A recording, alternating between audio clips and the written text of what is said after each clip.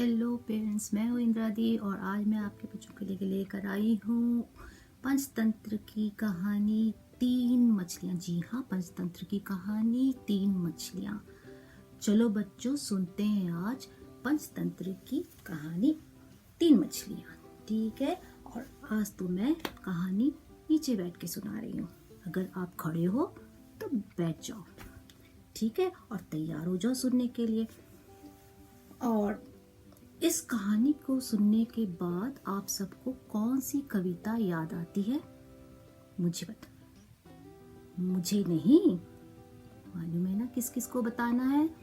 माँ, पापा, नाना, नानी, दादा, दादी, बुआ है, बुआ को भी बता सकते हो। ठीक है, चलो फिर सुनते हैं आज की कहानी तीन मछलियाँ। और मुझे जो कविता याद आएगी वो मैं आखिरी में सुनाऊंगी। ठीक है, चलो फिर। एक बहुत बड़ी नदी से जुड़ा हुआ एक जलाशय था। जलाशय का पानी गहरा होता है, इसलिए इसमें मछलियों का प्रिय भोजन जलीय सूक्ष्म पौधे उगते हैं। ऐसे स्थान मछलियों को बहुत रास आते हैं। इस जलाशय में भी नदी से बहुत सी मछलियां आकर रहती थीं। अंडे देने के लिए तो सभी मछलियां इसी जलाशय में आती थीं। यह जलाशय लंबी घास और झाड़ियों द्वारा घिरा रहने के कारण आसानी से नजर नहीं आता था। इसी जलाशय में तीन मछलियां रहती थीं, जिनका नाम था केसरी, नीली, पीली। उनके स्वभाव भी भिन्न थे। केसरी संकट आने के लक्षण मिलते ही संकट टालने का उपाय करने में विश्वास रखती थी। नीली कहती, संकट आने पर ही उससे बचने का यत्न करो। पीली का सोचना था कि संकट को टालने या उससे बचने की बात बेकार है। करने कराने से कुछ भी नहीं होता है। किस्मत में जो लिखा है वही होकर रहेगा।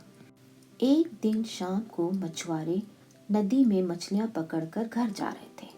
बहुत कम मछलियां उनके जालों में फंसी थीं, अतः उनके चेहरे उदास थे।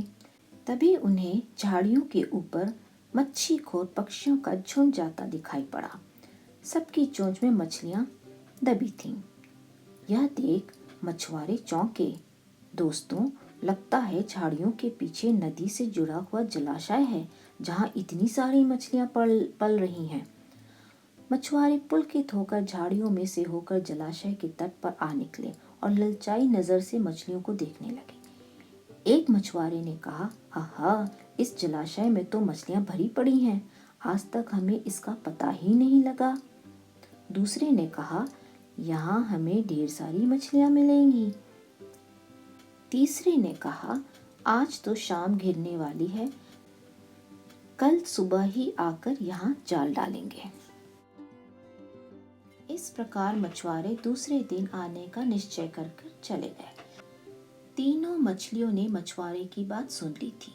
केसरी मछली ने कहा, साथियों, तुमने मछुआरे की बात सुन ली। अब हमारा यहाँ रहना खतरे से खाली नहीं है। खतरे की सूचना हमें मिल गई है। समय रहते अपनी जान बचाने का उपाय करना चाहिए। मैं तो अभी इस जलाशय को छोड़कर नहर के रास्ते नदी में जा रही हूँ। उसके बाद मछुआरे सुबह आए, जाल फेंके मेरी बला से। तब तक तो मैं बहुत दूर अटखेलियां कर रही होंगी। नीली मछली बोली, तुम्हें जाना है तो जाओ, मैं तो नहीं जा रही हूँ। अभी खतरा आया कहाँ है जो इतना घबराने की जरूरत है।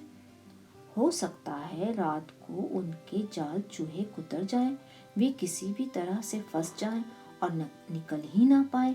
अगर आ ही गए तब की तब सोचेंगे, हो सकता है मैं उनके जाल में ही ना फंसूं।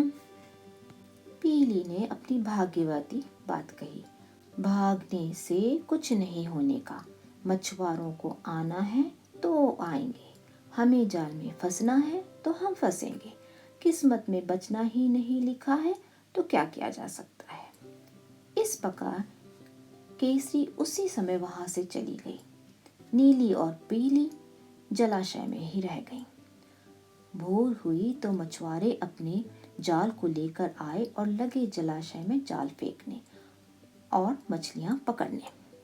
नीली ने संकट को आए देखा तो लगी जान बचाने के उपाय सोचने और उसका दिमाग तेजी से काम करने लगा।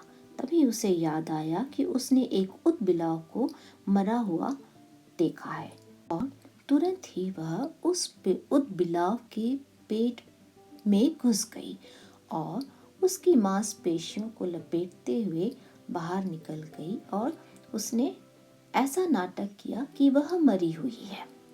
कुछ ही देर में मछुआरे के जाल में मछलियां फंस गईं और तड़पने लगी। जाल के अंदर से मछुआरों को कुछ भभक सी आई और उन्होंने नीली को देखा और समझा कि यह तो मरी हुई है और उसे तुरंत हटा दिया। नीली अपनी बुद्धि का प्रयोग कर संकट से बच निकलने में सफल हो गई थी। पानी में गिरते ही उसने गोता लगाया और सुरक्षित गहराई में पहुंचकर जान की खैर मनाई। उधर पीली मछुआरे के जाल में फंस गई थी और एक टोकरी में डाल दी गई थी। भाग्य के भरोसे से बैठे रहने वाली पीली ने उसी टोकरी में अन्य मछलियों की तरह तड़प तड़प कर प्राणों से हाथ धो बैठी।